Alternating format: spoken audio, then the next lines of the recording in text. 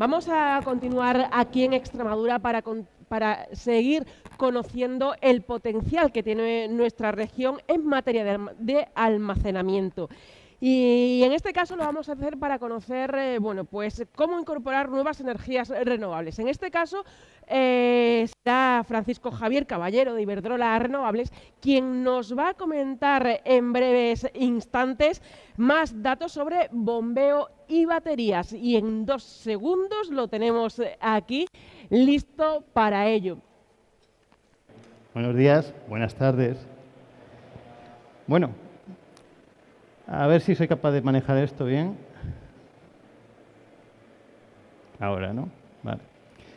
Mi nombre es Javier Caballero, pertenezco a Iberdrola y hoy pues vengo a hablarles de megabaterías y de gigabaterías. O sea, de cosas muy grandes y de cosas extremadamente grandes. Así que, bueno, a ver qué les parece.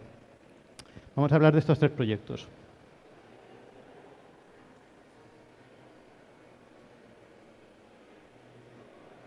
Ahora, en el año 2021 ponemos en servicio la planta fotovoltaica de Campo Arañuelo, con una particularidad. Es la primera planta fotovoltaica en la historia de España que viene con un sistema de almacenamiento, un sistema de baterías. En concreto, 3 megavatios con una capacidad de acumulación de 9 megavatios hora. Para continuar o para que entiendan la presentación, tengo que hacer un pequeño inciso. Actualmente tenemos, o por lo menos nosotros desde Iberdrola consideramos que tenemos 2 retos en lo que se refiere a las energías renovables. El primero de ellos es la acumulación. O sea, entendiendo la acumulación como poder coger la energía, almacenarla y al cabo de un tiempo, cuando sea necesaria, cuando no haya sol, cuando no sople el viento, poder entregarla a la red. Ese lo entendemos todos y está bastante claro. Pero además hay otro reto, que es el tema de la estabilidad. Dar seguridad a la red eléctrica. ¿Vale? ¿En qué consiste eso? Pues supongamos que yo estoy produciendo mucha energía. Tengo mucha fotovoltaica, tengo mucha energía eólica, por ejemplo. Pero la demanda es baja, ¿no? Eso no puede ser. Tenemos que casar la oferta con la demanda, tenemos que casar la generación con el consumo. ¿Cómo lo hacemos? Generalmente todas las energías renovables, fotovoltaicas, eólicas, producen lo que dan. ¿Vale? Si pueden producir 80, dan 80, y si pueden producir 3, pues dan 3. Pero la demanda es la demanda, ¿no? Se consume lo que necesitemos nosotros. Para eso hay otro tipo de centrales, que son las centrales que pueden regular, por ejemplo, las hidroeléctricas. De manera que se le puede ofrecer al operador del sistema, a Red Eléctrica, que es quien se encarga de gestionar esta relación entre la oferta y la demanda, se le puede ofrecer bajar o subir la carga, la potencia. Entonces, digamos que tenemos 2 tipos de centrales. Por un lado, las centrales que producen en renovables, y luego tenemos otra cesta que le podemos llamar las centrales VIP, para que nos entendamos. Son las centrales que pueden regular. Y son las centrales que utiliza el operador del sistema para que la generación coincida con el consumo. En el caso de las fotovoltaicas, nosotros estamos trabajando en 2 sistemas. Algunos que están enfocados en la acumulación, por ejemplo esto sería Campo Arañuelo, y ahora hablamos un poquito de él, y otros que están enfocados en la regulación, en dar estabilidad al sistema. Bueno, Campo Arañuelo tiene 2 características. Yo me llevo mal con esto, ¿eh? Bien. La primera de ellas, hemos dicho que está enfocada en optimizar la acumulación. ¿Y cómo lo hacemos? Pues hemos colocado las baterías, eso se veía mejor aquí, hemos colocado las baterías al lado de los paneles. O dicho de otra manera, lo hemos puesto en el lado de corriente continua. De manera que la corriente continua que generan los paneles puede directamente acumularse en las baterías. Hay otra alternativa, otra manera, que es esta que tenemos aquí a la derecha. Pero eso implica que pasemos la corriente continua alterna y luego para almacenarla en las baterías tenemos que pasar la alterna de nuevo a continua y almacenarla. No es que sea un mal sistema, tiene otros usos, pero son cosas distintas. Bueno, esa es la primera característica de Camparañuelo. La segunda es que todas las plantas fotovoltaicas se construyen con una cantidad de paneles superior a la capacidad que tienen los inversores que llevan asociadas. Por ejemplo, en el caso de Camparañuelo, pues tenemos 40 megavatios de potencia de paneles fotovoltaicos y tenemos 37,5 de inversores. ¿Por qué? Bueno, pues porque intentamos tener la mayor potencia, intentamos llegar a la potencia nominal durante la mayor parte del tiempo posible. Los paneles pueden estar en mantenimiento, puede haber alguna avería, etcétera. Entonces siempre hay esta diferencia. Esa diferencia le llaman clipping, pues los ingleses o a nivel internacional, clipping. ¿Y qué hacemos con el clipping cuando lo tenemos? Pues como no puede pasar por los inversores, pues se pierde. A no ser que tengamos un sistema de almacenamiento situado en el lado de corriente continua que permita coger el clipping, o sea, que permita coger ese excedente de potencia que tenemos, lo almacenemos y luego, más adelante, por ejemplo, cuando se pone el sol, pues seamos capaces de entregarlo a la red. Por eso decimos que Camparañuelo está centrado en optimizar la acumulación. Bueno, pues yo vengo aquí a decirles hoy que después de 3 años el resultado es satisfactorio, esto funciona y tenemos intención de ampliar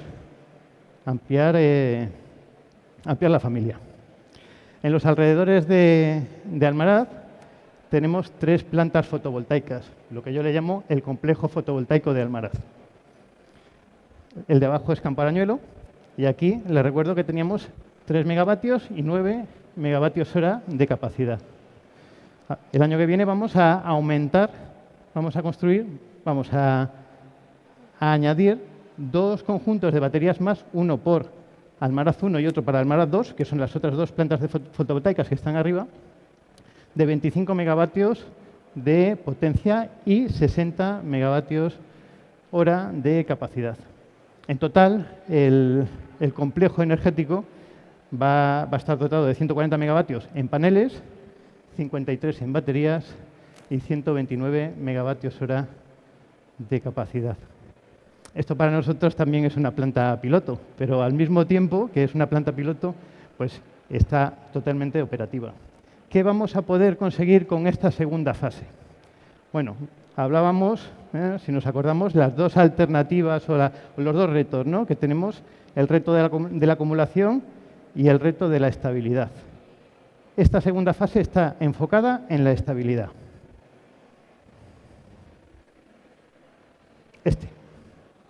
¿Vale? Y vamos a ubicar las baterías aquí, en la parte exterior. ¿Por qué? Porque lo que pretendemos en este caso es ofrecerle al operador del sistema estas 2 plantas para que se pueda regular con ellas. ¿Y cómo se hace esa regulación? Bueno, pues van a producir lo que puedan producir en un momento determinado. Vamos a suponer que pueden producir 20 megavatios. Y le vamos a decir al operador del sistema, si quieres 20, te doy 20.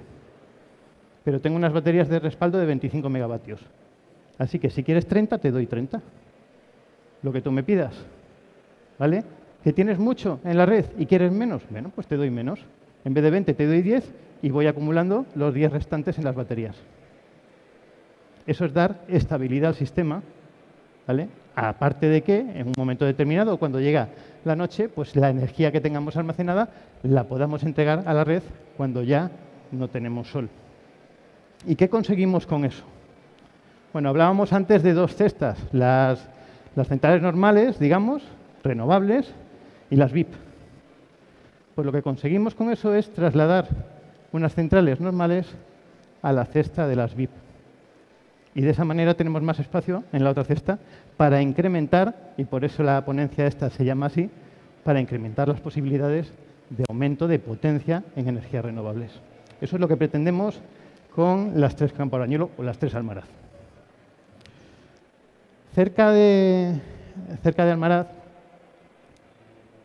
tenemos una central hidroeléctrica que también es muy singular, porque la central hidroeléctrica de Valdecañas es la primera en la historia de España que introdujo grupos reversibles. Los grupos reversibles son grupos de bombeo. Son grupos que pueden producir energía turbinando agua, o bien pueden coger el agua, subirlo al embalse superior, al embalse de Valdecañas, y llegado el momento, pues producir electricidad con ellos. Si tenemos un excedente de energía, pues subimos agua. La primera en España, en Extremadura, 1964. O sea, en aquella época ya éramos un poquito pioneros en todo esto. Bueno, estamos haciendo un remozamiento del bombeo en Valdecañas, que nos daría para toda esta charla y bastante más. Así que no vamos a hablar de él, pero sí me gustaría hablar de algo en concreto, porque vamos a introducir un sistema de baterías en la central hidroeléctrica de Valdecañas, por primera vez en España. ¿Y para qué quiere una central hidroeléctrica un sistema de baterías, ¿no? Bueno, esto lo vamos a hacer dentro de una serie, vamos a generar una sinergia. Nosotros tenemos un trabajo en Valdecañas que es permitir que exista un arranque suave. No me voy a meter en estos berenjenales en explicarlo, pero vamos a intentar que los grupos de bombeo de Valdecañas, que son 3 grupos de 75 megavatios, en total son 225 megavatios, ya hemos subido un poquito el listón, ¿vale? Queremos que arranquen de una forma suave y no interfieran o no afecten al sistema. Con lo cual tenemos que montar un sistema que se llama arrancador estático de frecuencia. En medio de ese arrancador vamos a introducir un conjunto de baterías, 15 megavatios y 7,5 megavatios hora de acumulación. Es un poquito distinto a los que hemos visto antes. ¿Por qué? Bueno, lo que vamos a conseguir con esto es poder introducir o recibir energía en estas baterías a través de la línea en la que se conectan los grupos. ¿Y para qué? Estamos hablando de que es una central de bombeo. El bombeo, el inconveniente que tiene es que pues pide lo que pide. Cuando la máquina arranca para bombear, pues por ejemplo, pues está consumiendo 60 megavatios de potencia. Hablábamos antes de que hay que igualar la generación con la carga. Claro, ¿quién es el responsable de igualar la generación con la carga? La carga no puede ser el consumo, tiene que ser la generación. Y por eso hay centrales VIP en la cesta que hemos creado. Pero ¿y si consiguiésemos que la carga, o algunas cargas, también diesen estabilidad al sistema? A mí si me hubiesen hecho esta pregunta hace 2 años, hubiese dicho que imposible. Y lo tenemos ahí, y lo vamos a hacer, y se va a poner en servicio ya mismo. Y me explico. ¿En qué consiste esto? Pues consiste en una cosa parecida a lo que hemos explicado antes con Almaraz. Yo voy a poder arrancar mi grupo y lo voy a poner a 60 megavatios subiendo agua del embalse inferior al embalse superior. Y le digo al operador del sistema, oye, si quieres que consuma menos o quieres que consuma más, me lo dices. Ese me lo dices es un algoritmo que funciona en tiempo real, no es una llamada de teléfono. Requiere una respuesta para que se le pueda ofrecer al operador del sistema de entre 20 segundos y 15 minutos. Estamos hablando de regulación secundaria.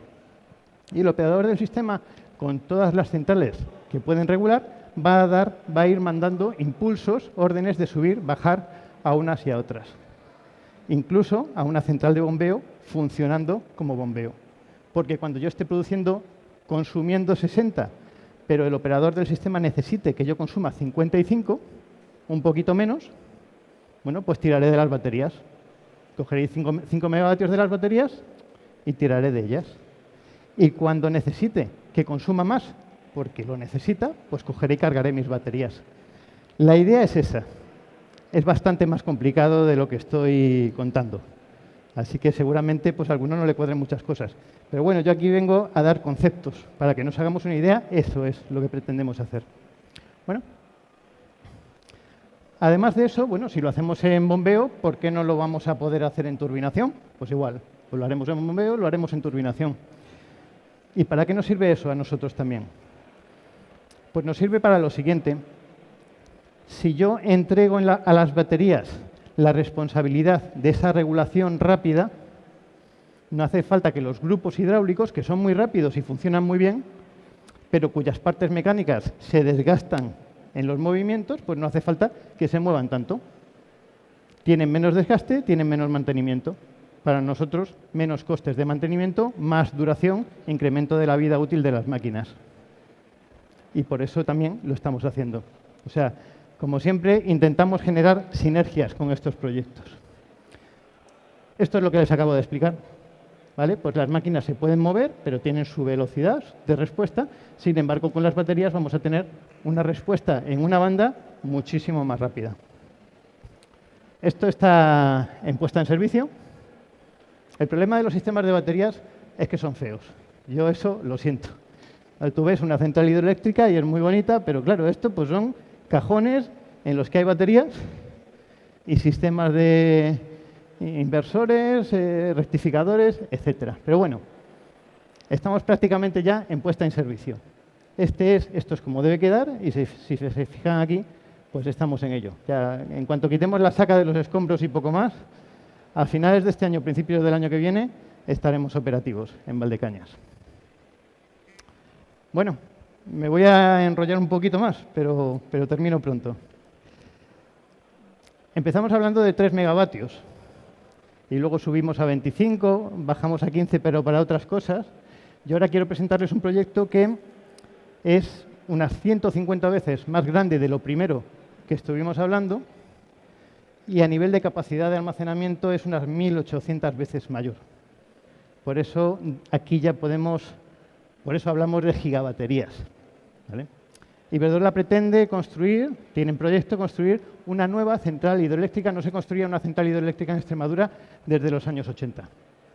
Tiene en proyecto construir una central hidroeléctrica que además será reversible, será una central de bombeo, permitirá turbinar y permitirá bombear el agua. 440 megavatios de potencia y 16 gigavatios hora de capacidad.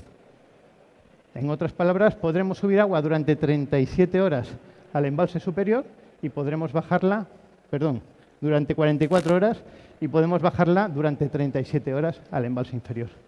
Son otros tamaños, ¿no? Hemos cambiado de liga. Bueno, ¿en qué consiste esto? Pues esto consiste básicamente en construir 2 circuitos hidráulicos que van a tener 8,4 metros de diámetro. 2 tuberías de 8,4 metros de diámetro. Nos podemos hacer una idea. Y 900 metros de longitud. Lo más parecido que tenemos aquí en Extremadura son los túneles de Mirabete. Así que si alguna vez uno ha ido a Madrid, que seguro que hemos ido todos, o cuando vayan a Madrid de nuevo, fíjense, cuando pasan los túneles de Mirabete tienen un diámetro de 10,5 metros, pero son un semicírculo. No son el círculo completo. La excavación que vamos a hacer aquí es superior. Los túneles de Mirabete miden 1.100 metros aproximadamente. Esto será 900. Bueno, nos quedamos un poquito atrás. Pero los túneles de Mirabete tienen una pendiente de un 3%. Aquí vamos a construir tuberías con una pendiente del 18%. Es bastante más complicado. Y en la parte inferior, aquí, en lo que nosotros llamamos ya, o lo que es ya la cola del embalse de Cedillo, vamos a construir la central hidroeléctrica, que no se va a ver. No se va a ver nada. Yo he traído aquí un 3D, una superposición, que aunque no está totalmente escalada, puede hacernos una idea de qué estamos hablando. Esto no se va a ver, esto no se va a ver, y lo único que veremos será esta parte, la planta superior, y estas torres, que son las torres de toma. Lo demás no se va a ver nada. Esto es una excavación que le llamamos en pozo, con 2 pozos de alrededor de 37 metros por 22 metros, es un óvalo, y una altura o una profundidad, en este caso, de 93 metros. ¿Cuántos son 93 metros? Bueno, pues para que nos hagamos una idea, o cuando salgan de aquí, si quieren hacerse una idea, el edificio de Ibercaja tiene 88 metros de altura. O sea que vamos más o menos aproximadamente a la altura del edificio de Ibercaja, para que no peleemos si uno es más grande que otro. Bueno, pues eso es lo que vamos a construir ahí, llegaremos a la cota 55, si no me falla la memoria, y empezamos en la 147. Y aquí es donde vamos a alojar los dos grupos de 220 megavatios que van a permitir coger el agua del embalse superior de Alcántara y turbinarla, o coger el agua del embalse de Cedillo y subirla hasta arriba. 108 metros de altura. Y con un caudal de 240 metros por segundo. 240 metros por segundo, dicho así, pues igual no... 240 toneladas por segundo. Igual suena mejor. En 4 segundos, casi 1000 toneladas, ¿no? Yo eché la cuenta el otro día para la charla y en 69 minutos es 1.000.000 de toneladas de agua. En total, vamos a poder mover 64 hectómetros cúbicos. 64 hectómetros cúbicos sin variar el régimen de explotación ni de Cedillo ni de Alcántara. Cedillo, el embalse de Cedillo, se mueve entre la cota 110 y la cota 115 y va a seguir moviéndose entre la cota 110 y la cota 115. Y en el caso del embalse de Alcántara, pues se mueve entre la 194 y la 218 y va a seguir siendo así. No vamos a variar el régimen de explotación. Estos 64 hectómetros cúbicos corresponde a la diferencia de cotas de Cedillo de entre la 110 y la 115. Pero no es suficiente. Venga, acabo enseguida. Bueno, si quieres corto. No es suficiente. ¿Para qué hacemos esto? Realmente, bueno, estamos haciendo esto en un momento en el que necesitamos energías renovables. O sea, la intención es poder utilizar esto, no con centrales de carbón para poder subir el agua, sino con centrales de energía renovable. De hecho, Iberdrola tiene un proyecto que está finalizando, ya está operativo y va a entrar la fase final, pues ya mismo en estos días, de una planta fotovoltaica, Tagus, de 580 megavatios de potencia que se encuentra a 20 kilómetros de Alcántara y que ya dispone de una línea de 20 kilómetros que llega a un parque de transformación en el que se encuentran los grupos de la central y los nuevos grupos que vamos a montar. De manera que, llegado el momento y cuando sea viable, pues directamente podemos coger la fotovoltaica y empezar a subir el agua. Como se suele decir, del productor al consumidor. Para terminar, nosotros, es una marca de la casa intentar que en proyectos como este o como cualquier otro, pues haya una repercusión en la sociedad independientemente de lo que suponen los puestos de trabajo o las inversiones que vamos a llevar a cabo. Y por eso en paralelo hemos diseñado una serie de planes de actuación que queremos que se lleven en paralelo con el proyecto de Alcántara 2. Colaboraciones con institutos de formación profesional o de enseñanza secundaria. También tenemos algún plan de colaboración con CESAL, que es una ONG en el marco de un acuerdo que tenemos con UNICEF. Hablábamos antes de comunidades solares, pues tenemos intención de desarrollar comunidades solares en toda la comarca alrededor de Alcántara. También hay un plan de reforestación en el Parque Nacional de Monfragüe y colaboraciones tanto con el CIAE de Rafael, además de con las universidades y, por supuesto, con la Universidad de Extremadura. Una única cosa más. Con esto se estima que vamos a dejar de emitir 355 toneladas de CO2 al año. Yo cuando leí este dato, a mí no me dice nada 355 toneladas de CO2, entonces me molesté en trasladarlo. Digo, bueno, ¿y esto en gas natural, por ejemplo, cuánto es? Y me salen más de 10 millones de metros cúbicos de gas natural, metros cúbicos normales. O sea, para que nos hagamos una idea del combustible que no vamos a quemar, tema medioambiental, pero no solamente eso, sino que yo creo que después de los últimos acontecimientos que hemos tenido en estos años, y en concreto la guerra de Ucrania, yo creo que sabemos que no es solamente el tema de medio ambiente, sino de independencia energética. ¿Vale? Pues ya está. Ya no tengo más que decir. Gracias. Muchísimas gracias.